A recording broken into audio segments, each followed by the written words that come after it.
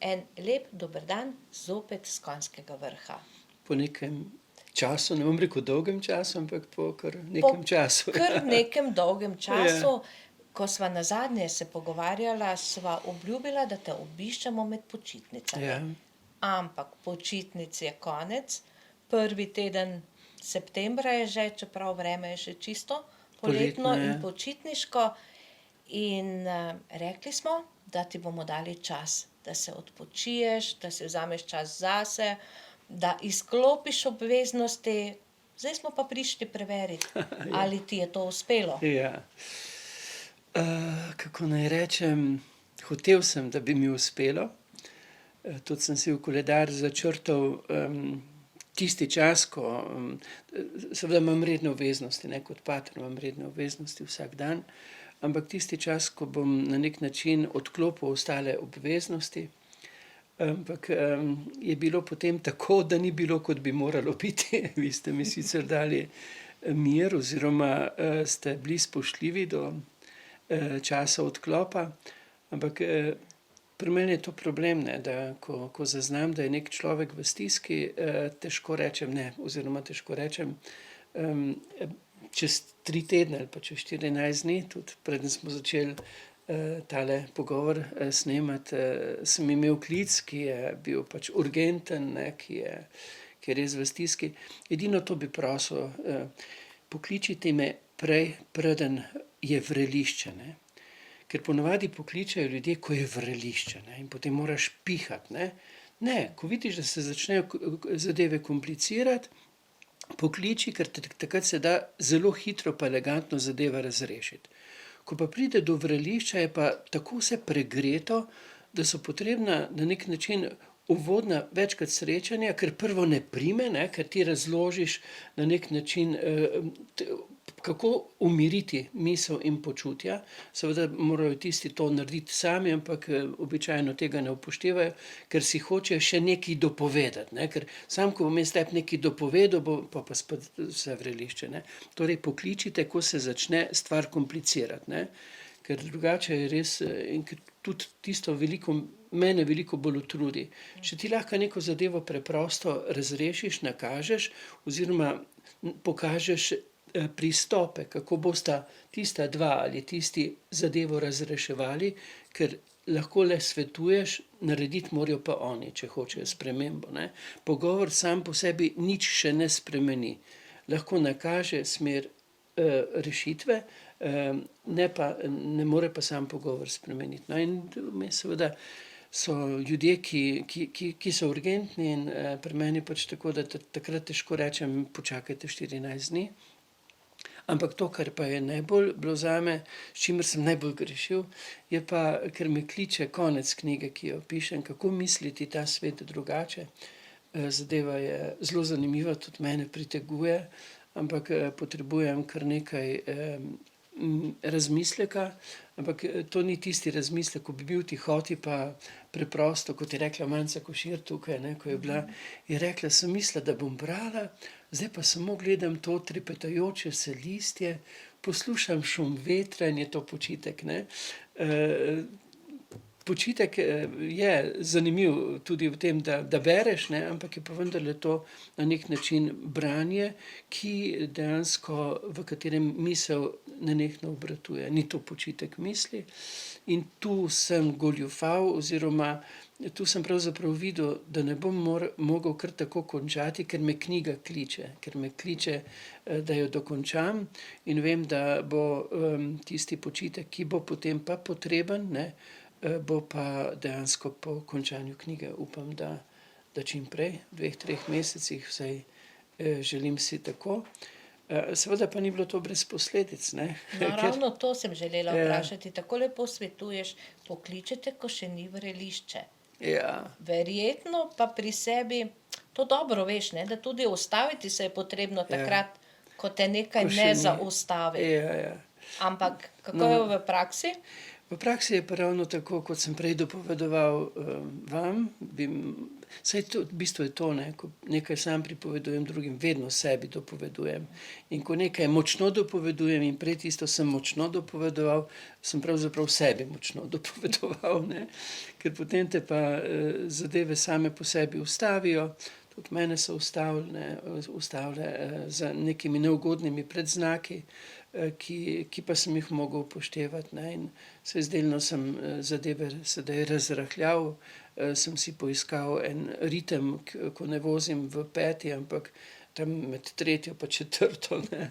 Tudi danes, ko sem prišel od Maše, ne, sem šel na vrt nabirat fižol, 4 paketke sem dal dopet v skrinjo, to je zimska rezerva, tako kot Polhek nabira, si za zimo rezerve, tako si tudi sam nabiram zdaj na vrtu in je to tako prijetno. So prišli tudi posnet, ravno ta teden so posneli oddajo na vrtu, ki bo na sporedu nek petek, boste videli na sporedu. Zakaj želimo biti oziroma zakaj smo kar naprej pridni? Kaj je tisto v nas, ki nas sili v neko pridnost? Pravijo, da smo Slovenci sploh nagnjeni k temu.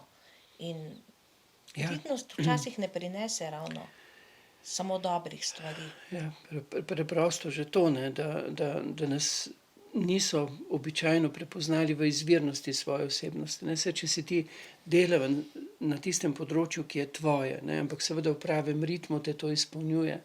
Ampak mi moramo biti pridni kar na vseh področjih, ne. Je pa marsikaj takega v naši zaposlitvi, kar ni v skladu z nami, ne.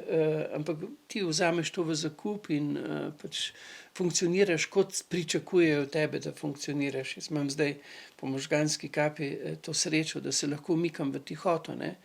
Prej pa, pred tem pa se nisem imel možnost umikati v tihoto, v samoto, ne, ker sem bival v župnišču in na župnišče so odprta vrata, ne. Jaz sem pa po duši puščavnik, samotar, ne.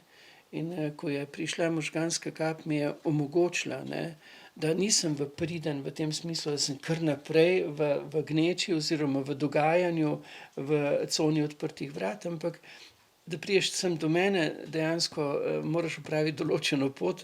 Zdaj po lanskoletnem razdejanju je še včasih malce bolj adrenalinski pristop, in pa tudi sem dal napis, ne, naj se prej najavijo, ker prej sem bil pa res tudi tukaj, ker hiša odprtih vrat, ampak je bil pa problem v tem, ne, da so recimo prišli na pogovor ljudje, ki so se najavili z res globoko stisko, vmes so pa turisti, ne, prišli pogledat, kje živim, ne, kar takoj so vpadli v pogovore, ki niso enostavni, ki ne dopustijo vdiranja v zasebnost, in potem so bili ti prizadeti, oni pa niso razumeli, zakaj jaz nisem kar ves srečen, ko so vpadli nenapovedano, ne. To je dostojno, saj jaz pred nekoga obiščem, ga pokličem, ne, in vprašam, če ima čas, oziroma če je umestno, da pristopim, ne. Mi je tako bilo zanimivo pripovedovanje, ko je Hermann Hesse, ta znameniti pisatelj, pač ne vem, kje je že živel, v Švici, na neki vasi, imel napis prosim brez obiskov, ne. In je prišel Thomas Mann iz Nemčije, ne, z vlakom, da ga obišče v Švico, in ko je videl ta napis, se je samo globoko poklonil in šel domov, ne. Ni vdiral v zasebni prostor, ne, ker verjetno v tistem trenutku Hermann Hesse potreboval, ali je kaj ustvarjal, je bil v stanju preizčrpanosti, je potreboval mir. In me je prav ganilo, ne, kako je bil ta Thomas Mann znameniti tudi, ne, spoštljiv do tega človeka v stanju njegove preizčrpanosti, ne. Mi smo se pa navadili, ne, v supermarket greš, kadar hočeš, in potegneš, kar hočeš. In zdaj smo se navadili, da tudi človeka potegneš, kar hočeš, in če ni v supermarketu ravno tisto, kar si želiš, si nejevoljen do trgovk, tu smo pa nejevoljni do človeka, če ni kar po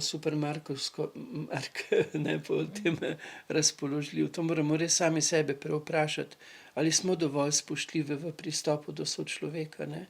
ta spoštljivost je pomembna. In to tudi osebno zelo zaznam, če pride en res v odnosu spoštljivosti, ne, je popolnoma drugače, kot pa juhuhu, tukaj smo, radi bi videli, kje živite, mi pokažete še to, še ono, se lahko slikamo z vami, se nimam nič proti. Sam tisti osnovni pristop spoštljivosti je pa zelo pomemben. Se pravi, na eni strani spoštljivost, na drugi strani pa tudi pri vsakem posamezniku, da zna postaviti mejo, Jaz sem dal ki je napis, včasih zelo težko, ne? jaz sem dal napis, da prosim, da se najavijo, ne, da pokličejo. Nekateri to spoštujejo, nekateri pač ne. Pač tako je in glej, različni so ljudje, različna so merila, ki jih imaš, ali poosebljene spoštljivosti, ali imaš ali pa nimaš, ne. Ja, tako je.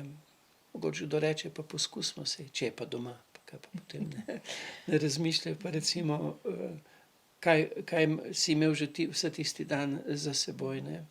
Je bila tudi kakšna hudomušna zadeva, jaz hodim zelo zgodaj počivat, ne, to pomeni, če ni obveznosti, zdaj bom imel zopet obveznost ob 6 in 7 v župniji, ampak če ni čez poletje sem imel dopoldne, v glavnem maše zjutraj, potem si ob 6 pripravljam večerjo, ne, in poletje seveda v Gatah, ne, in 2-krat sem imel udor in so me našli, ko sem si pripravljal večerjo v Gatah. Gotovo prizor, ki ga ne bodo pozabili, pa nič hudega. Sicer v čem pa je razlika, mi lahko poveste, med Kopalkami in Gatami. To je samo v naši glavi razlika, ne. V Kopalkah si spodoben, v Gatah si pa nespodoben. Razlike pa praktično ni, ne. Se pravi, to je zdaj eno, potem pa je kljub temu si potrebno pa vzeti tudi tisti čas zase, se odtegniti od obveznosti. Po knjigi. Ja, To bo, po ne, knjigi ja, pride. bo. Bo? Ja, ker zdaj knjiga je že kar v precejšnjem zalogaju narejena, ampak zdaj v tistem delu, ko si bom počasi poglavje za poglavje natisnil in urejal tekste, dopolnjeval, osvetljeval še kaj, tisto bi rekel, delo v kamnolomu pa je v glavnem zaključeno, ne.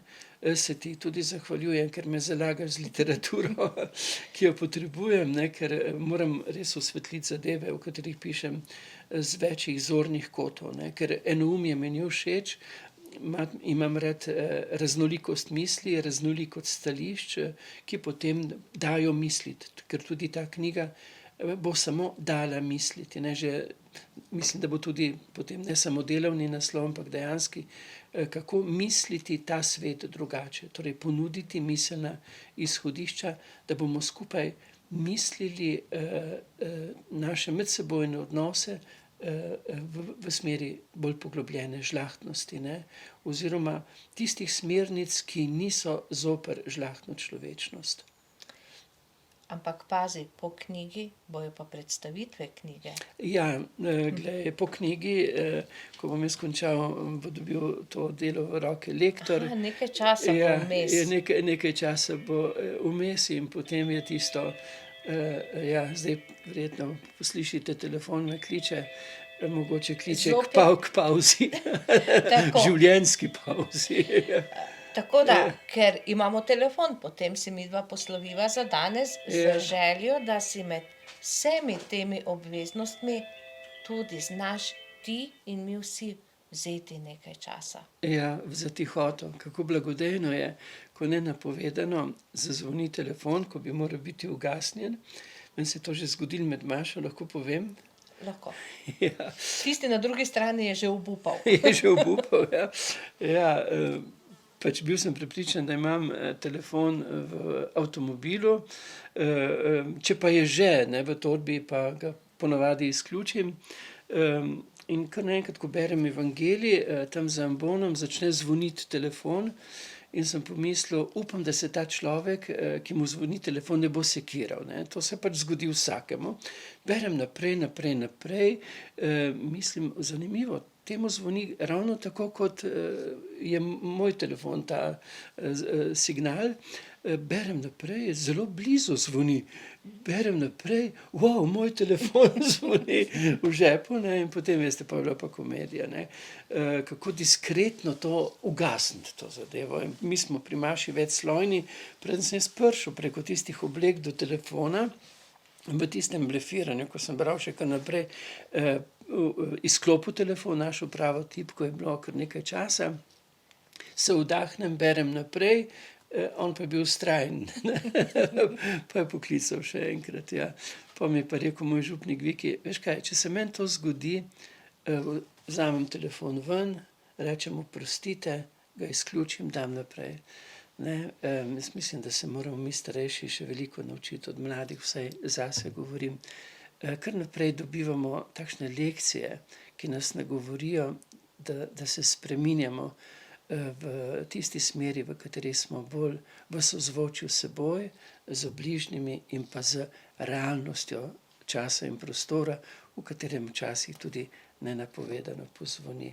Mogoče tudi zato, ker je to simbol, da si vzamemo pavzo, ko končam knjigo.